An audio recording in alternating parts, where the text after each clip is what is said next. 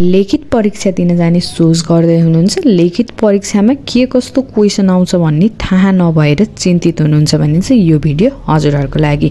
नमस्ते सम्पूर्णलाई। आज म हजुरहरूलाई लिखित परीक्षामा सोधिने क्वेशनहरू चाहिँ कुन विषयबाट कतिवटा सोधिन्छ त भन्ने बारेमा चाहिँ जानकारी दिन गइरहेकी छु। कृपया भिडियो अन्तिमसम्म हेरिदिनु होला र भिडियो मन परेमा लाइक, कमेन्ट र यस्तै अन्य जानकारी चाहिएमा मेरो च्यानललाई सब्स्क्राइब गरिदिनु होला।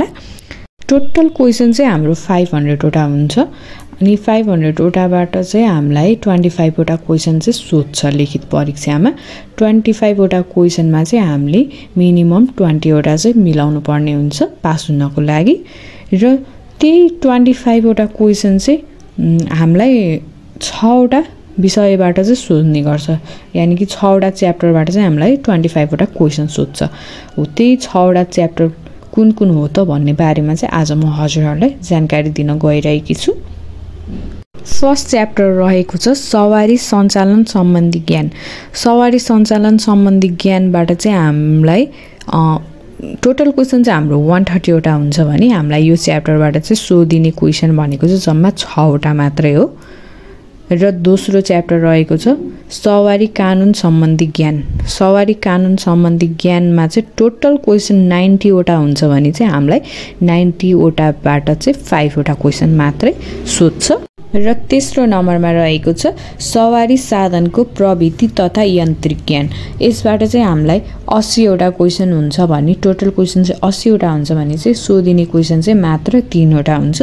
र चौथो नम्बरमा रहेको छ वातावरण प्रदूषित सम्बन्धी ज्ञान। यसबाट चाहिँ टोटल क्वेशन 30 वटा हुन्छ भने हामीलाई सोधिने क्वेशन भनेको चाहिँ मात्र 2टा हो। र पाँचौं नम्बरमा रहेको छ दुर्घटना सचेतनक सम्बन्धी ज्ञान। यसबाट चाहिँ हामीलाई टोटल क्वेशन 60 वटा हुन्छ भने सोधिने क्वेशन भनेको चाहिँ मात्र 3टा रहेको छ। र छैठौं नम्बरमा रहेको छ सङ्केत सम्बन्धी ज्ञान। यसमा चाहिँ टोटल क्वेशन 110 वटा हुन्छ भने चाहिँ हामीलाई सोधिने क्वेशन भनेको चाहिँ मात्र 6 वटा रहेको छ। कुन विषयबाट कतिवटा क्वेशन सोध्छ भन्ने त हजुरहरूले बुझ्नु नै भयो होला। अब चाहिँ हजुरहरूले लिखित परीक्षा दिन जाँदा आफूलाई मनपर्ने अथवा सजिलो लागेको विषय छानेर पढेर लिखित चाहिँ सजिलै पास गर्न सक्नुहुनेछ।